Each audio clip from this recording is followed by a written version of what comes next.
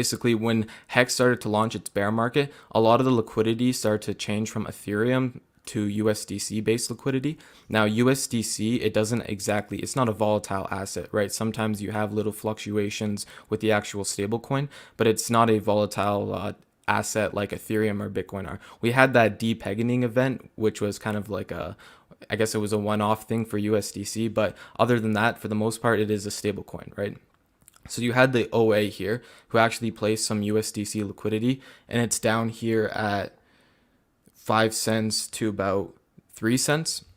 And that sort of acted as a floor price for Hex. So if you remember, about a year ago, maybe 400 days ago, we were having sort of the last little bottom for Hex that was at 1.8 cents, and you had sort of big sellers. I think there was the four poopy horsemen, Sami called them, and they sort of came in there and they sold the exact bottom. Well, they made the exact bottom, and they sort of teared through that last bit of Hex liquidity. And then after that, we had the V3 hype that sort of caused a run up for Hex, and we got all the way up to 12 cents. Now, what had happened was, after the PulseChain fork, a lot of the liquidity shifted. So now a lot of these coins, instead of being denominated in US dollars, are now denominated in Pulse, especially Hex. And since Hex was denominated in Pulse, it sort of made ICOSA like relatively denominated in Pulse as well. And there was also liquidity pools for ICOSA Pulse. So what you had seen was immediately after the fork, you had basically the Hex supply double, and basically the price cut in half for the E-Hex and P-Hex variants. Now this caused ICOSA to also like basically cut in half in terms of the price and double the supply as well. So you had two tokens on the two different networks, and they'd have their different values, right? So when you were looking at before, you had this floor price for Hex. Now, ICOSA is mainly bonded to Hex, and Hex used to have a floor price of USD, meaning that Hex was relatively strong and ICOSA would kind of piggyback against that. Now that Hex kind of had this, and Alex described it as a jello floor, you had a way more volatile asset, and that sort of transferred over to ICOSA as well. And that's why you were able to make these all new lows. Like if we're looking at the chart here, I'll pull up the ICOSA chart. Last time me and Max were talking, we were all the way down here at like 2 cents ICOSA. So extremely undervalued in US dollar. You can see here before the fork, you still had ICOSA at basically where we are like recently, 30 cents. So not a bad price for ICOSA, but what had happened was basically the US dollar denominated floor price for Hex kind of disappeared. It didn't disappear, but we kind of just sold right through it. And now lots of liquidity is denominated in Pulse, and this makes it easier for us to pump, and this makes it easier for us to dump. But now, since the liquidity is shifted, these assets kind of work differently. Now, ICOSA also recently had its narrative has sort of changed. Before, when I was getting into the system, it was this sort of hyperinflationary token, and I had certain strategies where you could compound it and earn 300%, even more APY, just because it's a different system than Hex. So for anyone that's watching, you probably know Hex, you have the T-share. So you redeem your Hex for T-shares, and you aren't able to compound those because of the share rate. So once you end your Hex stake, the share rate increases, and the amount of principal and Hex yield you received, if you were to recompound, you would have to stake for longer in order to get the same amount of shares. Now, in the ICOSA system, it referenced that T-share rate, but since the yield was so much at sort of the beginning stages, the yield essentially outperformed the T-share rate in terms of like a percent gain, and therefore you were able to compound what's called your stake points, which is sort of like your share in the pool, the same thing as T-shares and Hex. So that was one of the main strategies that I kind of got into when I was starting out with ICOSA, was compounding smaller accounts and getting more stake points faster and being able to accumulate more yield. Now, how yield in ICOSA was created was through basically the auction market for the most part. Now, how ICOSA yield mathematically in the contract is created is when you have Hedron that's burnt, it gets divided amongst the T-share rate, and then it gets distributed amongst stakers. So the more Hedron being burnt, the more ICOSA yield that was going to come out. And that's just how this system sort of works. Now, one of the ways Hedron gets burnt is through the HSI auctions. So as people are trading in and out, either going into the HSI auction, trading in their HSI for ICOSA, that sort of that incentive that people were incentivized to do at the beginning of ICOSA it made it so that later on in 90 days, when people had the opportunity to bid on that HSI, people would have to bid on it with Hedron, and that Hedron would get burnt, therefore creating ICOSA yield for the users. Now, we used to have 15,000 plus T-shares in the auction house. Now there's about 50 on the Ethereum side. And these are very, very little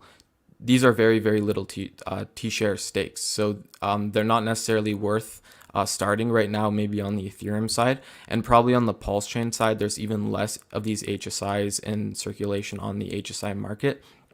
To put this in perspective, you used to be able to get 50 T-shares in the auction house in a day, and that was roughly 1% yield, depending on the T-share rate at the time in certain circumstances in the pool competition and stuff like that. But roughly it was around 1% yield if you can get 50 T-shares in the auction house. And depending on how much Hedron was being bid on at the time, Hedron was also a higher price, and so was the hex price as well.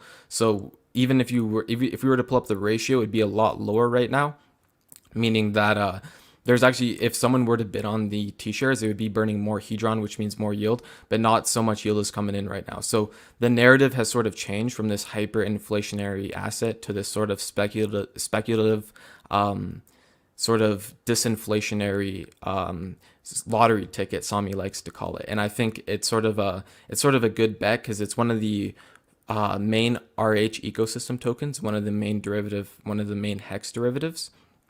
And it was one of those tokens that kind of first came out. There was no sacrifice for ICOSA. There's nothing wrong with having a sacrifice in the first place. But one of the things about ICOSA Hedron that was cool was when it first launched, you only had Hedron. And that sort of gave free tokens to all the hex stakers. And a lot of the people were very skeptical at first. Like, they thought this was like a scam or something, or malicious code you shouldn't interact with.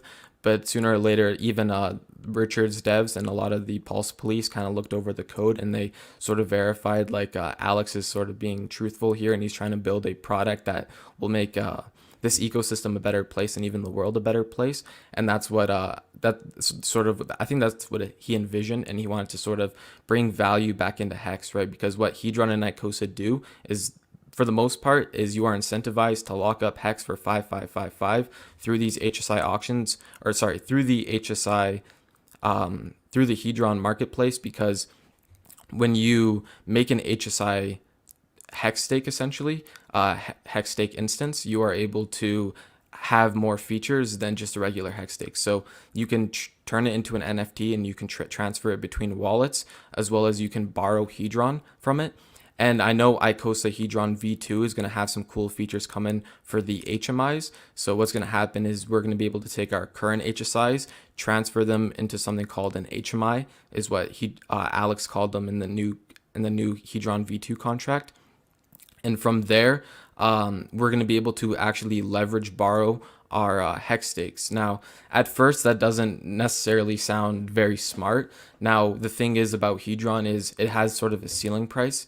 Now, when Hedron is at its ceiling price, that essentially means that you could create an HSI, mint, and let's say you were to borrow all your Hedron from it, it would equate the amount of value you spent creating that 555 HSI.